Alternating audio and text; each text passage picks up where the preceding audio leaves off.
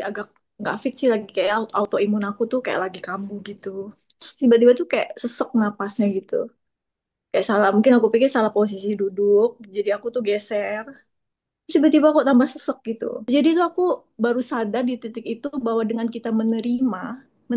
Jadi selama ini tuh aku tuh kayak orangnya tuh, walaupun aku udah ikut kelas udah lama ya sama TVB ya, cuman aku kayak Hmm. sakit itu aku masih ke dokter gitu loh Mas Hendra. Aku di titik yang aku terakhir nonton videonya TVB, nah itu aku baru sadar ternyata dengan sadar nafas syukur itu dan menerima sakit itu, dipeluk, terus di say thank you dan I love you, pelan-pelan mereda-mereda gitu. Sumbatan energi inilah yang membuat dia mengalami ada beberapa kendala kesehatan.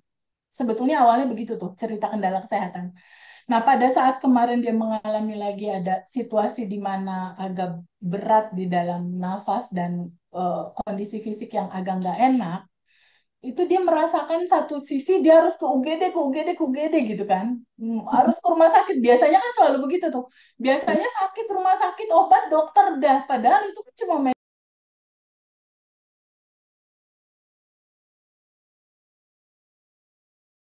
Bilang ya soal dogma lama gitu kan. eh Kita kan kadang melihat itu banyak orang tuh justru jatuh miskin itu karena salah memahami ajaran. ya, Bahkan salah mengidolakan seseorang yang dijadikan sebagai figur otoritas. ya, Jadi dia memang benar-benar kan ada ya teh ya temen dekatku gitu udah waktunya ya sudah waktunya berumah tangga sebenarnya terus kemudian kerja di luar kota. Ayah ibunya tuh udah pengen banget punya momongan. eh tapi bahkan dia masih sering minta kiriman gitu kan. Dengar-dengar kayak gitu tau kadang masih suka ke-trigger banget gitu. Nek wong Jawa aku kudu tak keplaki gitu ta ya. Karena apa ya? Karena itu teman dekat saya gitu loh. Itu temen yang selama ini kemana-mana sama saya dulu waktu masih muda gitu. Nah, apa dampak dari cara pandang yang terpisah antara spiritualitas dan finansial ini di dalam kehidupan sehari-hari? Kira-kira gimana teh? kuat Mas, kuat. Karena gini, karena realita hidup kita itu sama dengan data di dalam file-file memori masa kecil kita. Oke. Jadi realita kita saat ini itu merefleksikan datamu, file-filemu, memori-memorimu saat kecil. Berupa apa? Berupa yang kamu lihat, kamu dengar, kamu rasakan, kamu katakan. Semua file memori itu masuk, Mas. Gitu. Nah, ketika misalnya kita kecil mengalami satu hal tertentu, entah itu trauma pernikahan ayah ibu atau mengalami satu momen di mana ada figur otoritas mengatakan bahwa hidup itu penuh liku, perjuangan dan berdarah-darah untuk bahagia. Dia iyakan gitu, maksudnya si informasi itu tuh dia yakini masuklah jadi data set gitu. Lalu misalnya seorang anak seperti yang tadi Mas Hendra bilang, dia melihat bapak ibunya berantem, terus dia melihat ibunya disakiti bapaknya, terus dia melihat bapaknya menyakiti ibunya. Mulailah masuk laki-laki seperti itu. Itu yang menyebabkan banyak perempuan-perempuan zaman sekarang tidak menikah. Hmm, hmm, Karena dia melihat data itu di dalam mata dan kepalanya sendiri gitu.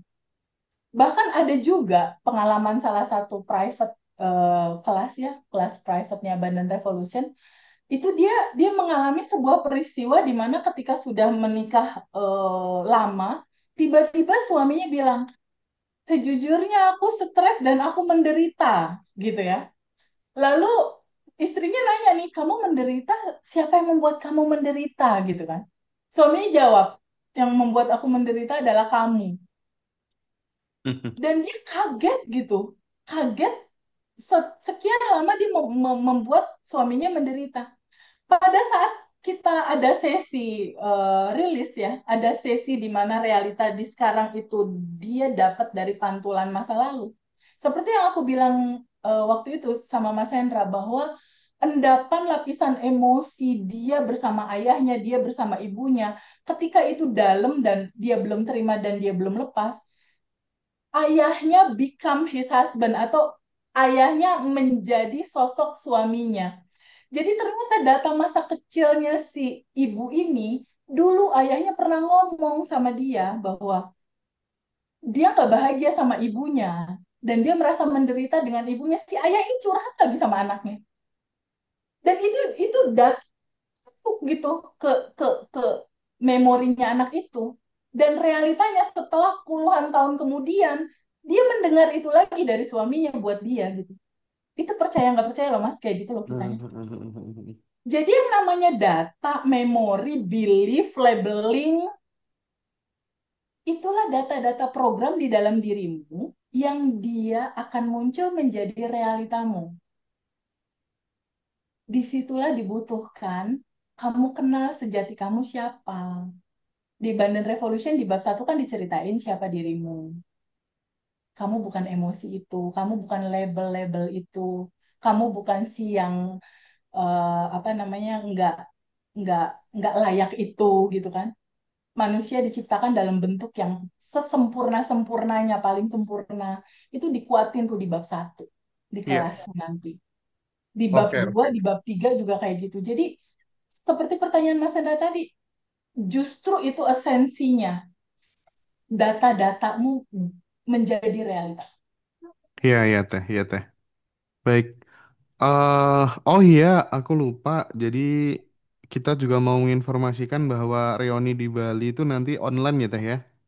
Ya, ada online juga. Jadi teman-teman yang di Hong Kong, teman-teman yang di Riyadh, teman-teman yang di New York, di Australia, dimanapun berada, baik di Prancis atau dimanapun, nggak usah khawatir ya. Kalau nggak bisa datang, nggak apa-apa. Hubungi Mbak Dara aja untuk nanti kita tetap-tetap bersama live Zoom-nya nanti daftar ya. Karena ini bakal amazing banget sih, Mas. Reuni di Bali Oh, bagi sorry, di teman-teman, Bali, betul. ya di Bali 20 ya, Desember 2022 tanggal di Bali. 20 Desember. Ya, Tanggal dua betul. puluh Desember ya. Tempatnya di Aston dan Pasar nanti. Dan teman-teman kalau misalnya mau daftar sekarang masih masih bisa sih di baris-baris yang depan gitu karena nanti kan ada 500 seat ya. Ini yang sudah hampir terisi ini 100 seat di bagian depan. Jadi teman-teman silahkan nanti offline, online dan paginya ada kelas batch 20 ya. Teman-teman udah pada mulai daftar. Batch 20 juga sama. Yang daftar pertama dapat kursi bagian depan gitu ya untuk mengapresiasi teman-teman gitu. Teh, mungkin setelah ini kita akan geser ke teman-teman, tapi mungkin ada satu pertanyaan terakhir gitu Teh, sebelum pindah ke Kak Melia. Karena Kak Ya. Melia ini banyak banget nih. Aku dapat kiriman WA tuh, ya. Nanti deh aku bacakan ya. Tapi ada satu pertanyaan mungkin, eh ap- ini Teh, kan kadang audiens kita gitu, teman-teman itu tidak sedikit yang lahir dari keluarga yang sederhana gitu. Nah, ada nggak tips atau langkah praktis pertama agar mereka tuh bisa melihat rezeki itu sebagai bagian dari spiritual journey gitu? Bukan sekedar urusan perut belaka gitu, bukan sekedar urusan mewujudkan keinginan pribadi gitu. Gimana Teh? Iya, uang atau materi itu adalah alat yang betul-betul diciptakan sama Allah dan semesta untuk bikin kamu bahagia gitu. Jadi sebetulnya kehidupan ini nih taruh di sini ya, di mindset baru kita semua ya. Pertama, prasangka baik sama Allah di atas rata-rata, itu pertama. Kedua, sejatinya kamu sudah bahagia dan berkelimpahan, itu kedua. Nih taruh nih di sini nih. Yang ketiga, hidup itu cuma permainan dan senda gurau belaka. Yang keempat, rayakan selalu kehidupan. Karena di titik kamu rileks, nyaman, tenang, happy, dan melihat segala sesuatu itu mudah, gampang, menyenangkan, asik, ya itu yang akan terjadi gitu. Jadi mau berangkat dari manapun kamu, mau itu gaji kamu UMR, mau itu kamu guru, mau itu kamu pegawai, mau itu kamu mekanik, mau itu kamu petani, atau apapun itu gitu. Ketika kamu ngeset mindset kamu bahwa hidup ini menyenangkan, Hidup ini membahagiakan. Allah baik banget pokoknya. Prasangka baik sama Allah kamunya tuh di atas rata-rata. Ketika kamu enjoy menggambarkan itu, membayangkan itu, merasakan itu yang terjadi, Mas. Boleh dicoba sama teman-teman mulai besok. Beneran, cobain praktekin. Mulai sekarang dan seterusnya. Hidupku penuh kebahagiaan, kenyamanan, kelancaran, bahagia, kemudahan, dan aku dikelilingi oleh orang-orang yang penuh wisdom, penuh kebijaksanaan, penuh kasih sayang, penuh toleransi, penuh kebahagiaan dan kegembiraan. Cobain aja. Iya sih. Karena apapun narasi yang keluar dari mulut ini, itu become your reality. Semua kalimat yang keluar dari mulut, Mas. Oke, oke, oke. Jadi Itu power. eh itu memang benar-benar powerful ya Teh, karena apapun kalimatnya sih, aku pikir apapun kata-katanya jika kemudian diulang-ulang terus, direpetisikan terus, dia mampu menembus critical area, dia jadi program bawah sadar, ketika kemudian pikiran, perasaan udah selaras ya, ya ndak tahu kenapa kemudian energi kita dapat energi yang lebih gitu karena udah selaras, terus sama semesta tiba-tiba kita digiring aja sesuai dengan kata-kata, sesuai dengan diksi yang kita ulang-ulang terus-menerus gitu. Jadi bener sih bahwa manusia punya kontribusi untuk meng-create jalan hidupnya gitu ya kira-kira. Nah, ini sebenarnya saya harus bacakan WA-nya Mbak Melia tuh banyak banget gitu ya. Jadi intinya tuh tadi malam tuh tiba-tiba sesak nafas gitu kan. Kayak apa ya? Dia pikir sudah salah duduk, terus ganti posisi, tetap masih sesak. Banyak ini ngirim WA ke Teteh. Nampaknya kita akan coba persilahkan Kak Melia nanti untuk sharing aja gitu ya, menyampaikan ke sahabat semuanya ada pengalaman MICE apa yang selama ini dirasakan gitu. Aku lihat dari WA-nya segini banyaknya kan nanti terlalu panjang untuk dibacakan. Mending Kak Melia mungkin langsung bisa bercerita, sharing ke teman-teman semuanya supaya apa yang dialami Kak Melia ini bisa menjadi pelajaran buat saya dan buat sahabat semua dimanapun berada gitu. Saya persilahkan Kak Melia. Ya, halo. Oke. Gimana gimana? Kedengeran nggak? Kedengeran Kedengeran, nggak? kedengeran, Kedengeran. kedengeran. Mulai dari mana ya? Eh, Maksudnya gimana nih? Mulai dari mana? eh Tadi malam katanya yang Oh, habis malam hari. Iya, ah, ah, Sabtu. ah, ah, Waktu ah. hari Ya Sabtu tuh. malam. Gimana tuh? Gimana tuh? eh Sabtu malam itu kan aku jam 10-an gitu lagi santai nonton YouTube Ngaji Roso di ruang tamu gitu. Mm-mm. Terus memang sih aku ada lagi agak nggak fit sih, lagi kayak autoimun aku tuh kayak lagi kambuh gitu. Tapi sih aku biasa aja sih. Terus aku pikir aku tiba-tiba tuh kayak sesek napasnya gitu. Kayak salah, mungkin aku pikir salah posisi duduk, jadi aku tuh geser.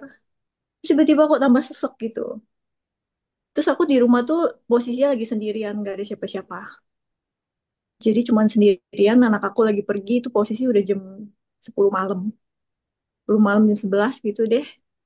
Terus ya udah, akhirnya aku tadinya udah mau telepon supir aku dateng gitu kan, setengah jam paling dia datang naik motor terus mau antar aku ke UGD karena tuh udah sesak napas banget. Iya.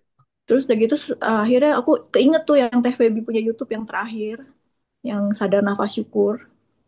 Jadi aku duduk, aku berhenti dulu, aku duduk dulu, terus aku hening dulu, aku nafas masuk, nafas keluar gitu. Terus aku eh, izinkan, aku terima dengan kesadaran. Terus aku terima sakit itu juga, autoimun aku peluk. Aku bayangkan, terus aku peluk. Terus aku say thank you, say I love you sama autoimun aku itu.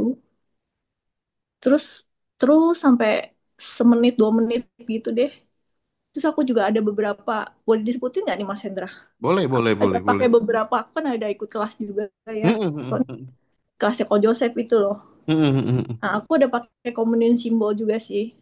Jadi aku gambar di telapak tangan aku sama sadar nafas syukur itu. Terus 5 menit kemudian aku mulai membaik, membaik, membaik. Terus aku duduk. Terus aku keinget aku mau ambil oksigen aku tapi di lantai atas ya posisinya. Tapi waktu itu aku belum bisa bangun sih. Akhirnya aku duduk lagi, aku sadar nafas syukur lagi.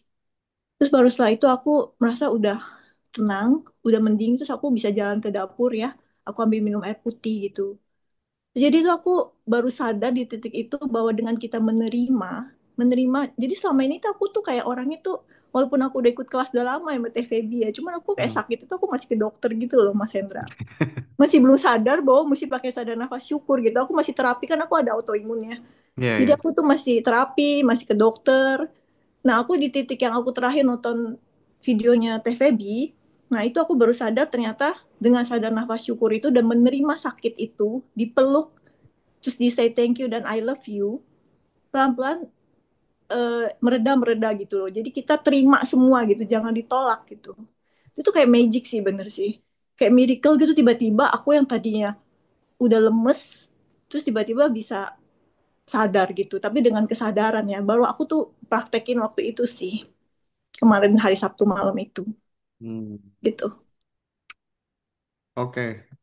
Nah, eh ini mungkin jadi inspirasi ya buat sahabat semuanya bahwa penerimaan dan rasa syukur yang di atas rata-rata itu bisa mengundang sebuah keajaiban gitu ya. Even itu dalam kondisi yang ya tubuh lagi sakit ataupun kemudian bisa digeneralisir di case-case yang lainnya gitu. Nah, mungkin Teteh bisa sedikit memberikan elaborasi tentang pengalaman dari Kak Melia ini. Ya, Mas Hendra, sebenarnya apa yang terjadi di dalam pengalamannya Mbak Melia itu esensi dari materi Bandan Revolution, Mas Hendra. Esensinya adalah ketika apapun itu hadir, dalam bentuk sakit kah, dalam bentuk kisah kah, dalam bentuk peristiwa kah, itu naturalnya harusnya dia mengalir, harusnya dia flowing, harusnya dia kita izinkan aja mengalir, kita rasakan di dalam kehidupan kita, izinkan aja kamu menerimanya gitu. Ketika dia mengalir, dia cuma akan lewat doang kok aliran itu. Nah, sebelum-sebelumnya mungkin selama ini Mbak Melia kan belum belajar ya. Jadi ketika ada sebuah peristiwa, dia tekan, dia tolak, dia dorong, dia oh nggak mau, nggak nyaman, sehingga terjadilah sumbatan energi, gitu ya. Sumbatan energi inilah yang membuat dia mengalami ada beberapa kendala kesehatan. Sebetulnya awalnya begitu tuh cerita kendala kesehatan. Nah, pada saat kemarin dia mengalami lagi ada situasi di mana agak berat di dalam nafas dan kondisi fisik yang agak nggak enak, itu dia merasakan satu sisi dia harus ke UGD, ke UGD, ke UGD gitu kan. Harus ke rumah sakit. Biasanya kan selalu begitu tuh. Biasanya sakit, rumah sakit, obat, dokter, dah. Padahal itu kan cuma main di permukaan doang solusinya. Nggak main ke akar gitu. Tapi di titik kesadaran yang mulai muncul untuk aku izinkan, aku terima semua rasa sakit ini. Aku ikhlas, aku ridho. Dia mengalir, tubuhku mengalami. Nah, itu dia, Mas. Di titik dalam kesadaran bahwa bahagia juga aku terima, sakit juga aku terima. Memang nggak langsung teng hilang, enggak. Dia sadar nafas syukur dulu dalam kesadaran ada yang tanpa batas di dalam diriku, ada yang tanpa batas di luar tubuhku. Aku izinkan, aku menerima rasa sakit ini. Dia ngerasain dulu sakit, ngerasain dia sakitnya ngerasain. Tapi titik kesadaran itu yang membuat rasa sakit itu memudar pelan-pelan. Di titik dia sadar untuk menerima, di titik dia sadar bahwa sakit ini juga cinta. Sakit ini juga ekspresi sapaan cinta dalam bentuk yang lain selain duit datang gitu. Atau selain kebahagiaan datang. Bahwa ada packaging cinta yang begini juga, semua spektrum rasa jiwamu harus mengalami. Karena defaultnya jiwa ini harus mengalami warna putih, merah, kuning gitu loh, Mas Hendra. Dan ketika kemudian kita ditunjukkan dengan hal-hal seperti itu kan hubungan kita dengan Tuhan kan makin mesra juga kali ya. Makin yakin Yes. juga kali ya gitu ya bahwa oh Mak- ternyata nggak jauh kayak selama ini yang aku kira gitu ya. Dan aku ternyata juga yang selama ini hanya denger oh ini jadi cerita-cerita sekarang jadi bisa mengalami sendiri gitu ya. Iya. Iya, Apa dia sih jauh lebih kuat. heeh, Mbak Melia apa yang bisa mungkin gitu ya? Apa mungkin yang ketika setelah mengalami hal seperti itu, pesan Kak Melia bagi teman-teman kita yang lagi Sakit. sakit gitu barangkali apa mungkin yang bisa disampaikan ya? Kalau menurut aku sih ya, sepengalaman aku, ya harus kita terima dulu sakit itu. Sama harus diterima, dirasakan penuh, terus disayang juga kayak kita say thank you sama dia. Wah, menarik itu, menarik itu. Jadi sakitnya pertama harus diterima, oke, aku terima gitu ya. Kemudian harus dirasakan penuh sakitnya gitu ya. Itu sakit macam apa aja gitu, pokoknya rasakan penuh Apapun. secara totalitas gitu. Dan yang Mm-mm. terakhir tadi apa? Harus disayang juga. Harus disayang, harus dipeluk Terima ya dengan sakitnya ya. ikhlas ya, Eh, dipeluk eh. dan dibilang I love you. Kayak autoimun aku bilang I love you, autoimun aku. Oke, oke, oke. Itu kayak laut memeluk ombak-ombak gitu ya teh ya, kira-kira ya. Ini menarik, menarik sebuah Dalam loh. transformasi yang Mbak luar Melia ini biasa dalam, dari dalam banget Kak loh. Melia. Dan Mm-mm. teman-teman, Kak Melia itu adalah peserta Aduh, reuni please, nomor satu please nanti stop. yang akan hadir di Bali gitu ya. Jadi kursi nomor satu udah di booking sama Kak Melia Agatha gitu ya. Nanti after acara mungkin teman-teman juga nanti bisa ngopi-ngopi ya sama Teteh sebelum Iya, beliau betul. balik Sebelum ya. pulang ke Ya, eh, rumah. oke Oh, lah ya. satu lagi Mas Hendra, ada yang menarik dari Mbak Melia yang Apa aku tuh? suka. eh Awal keberangkatan Mbak Melia belajar kan mungkin sama kayak kisah aku, suamiku pulang meninggal gitu ya. Awal keberangkatannya Mbak Melia kebetulan mamahnya berpulang. Lalu dia bangkit dalam dalam kesadaran gitu. Dan yang paling seru, dia pelan-pelan mulai menceritakan nih ke orang lain lah gitu. Dan menceritakan ke orang lain tentang esensi materi ini. Jadi kan kita memang kalau belajar tuh selalu pay it forward ya, maksudnya ceritain lagi ya kebaikan ini buat teman-teman yang lain, barangkali teman-teman yang lain yang terpuruk bisa tertolong gitu loh Mas. Nah akhirnya Mbak Melia tuh menceritakan ke temennya dan temennya eh, istilahnya bangkit dan sedikit tertolong lah. Nah rasa bahagia yang Mbak Melia rasakan itu diceritakan ke aku kayak Teh Feby, aku belum pernah merasakan bahagianya sebahagia ini gitu. Seperti prolog Mas Hendra di awal. Jadi mungkin Mbak Melia bisa ceritain tuh rasa bahagianya dia ketika orang lain tertolong dengan cerita dia tentang materi ini. Gimana Mbak? Ya rasanya kayak amazed aja gitu. Kok aku cuman ceritain doang, terus orang tuh kayak merasa terinspirasi gitu loh. Kayaknya nggak bisa berkata-kata sih. Itu cuma bisa dirasain aja sih, Teh. Iya, dan itu esensinya kenapa kita hidup sebetulnya Mas Hendra. Untuk bisa jadi jembatan kebaikan buat orang lain juga bertumbuh dalam kesadaran yang indah gitu. Dan itu goals luar biasa sih menurut aku kalau seandainya itu bisa terjadi di dalam kehidupan kita gitu. Bahwa makna hidup nggak hanya aku aja yang ngerasain bahagia, tapi orang lain juga bisa merasakan bahagia seperti yang aku rasakan sekarang gitu. Iya, iya, iya, iya, iya. Bener-bener sepakat, sepakat. Jadi salah satu hal yang paling sangat-sangat esensial di dalam Abundant Revolution adalah kebersatuan tadi gitu. Jadi kita bisa merasakan kebahagiaan orang lain gitu. Yang tadinya kita itu hanya pragmatis gitu ya. eh jadi ini sungguh sesuatu yang mungkin bisa bermanfaat buat teman-teman semuanya ya. By the way, terima kasih banyak buat Kak Melia Agatha ya. Oke, Makasih terima sama-sama. kasih sudah berbagi. Sehat terus, sukses terus ya. Lancar semua urusannya.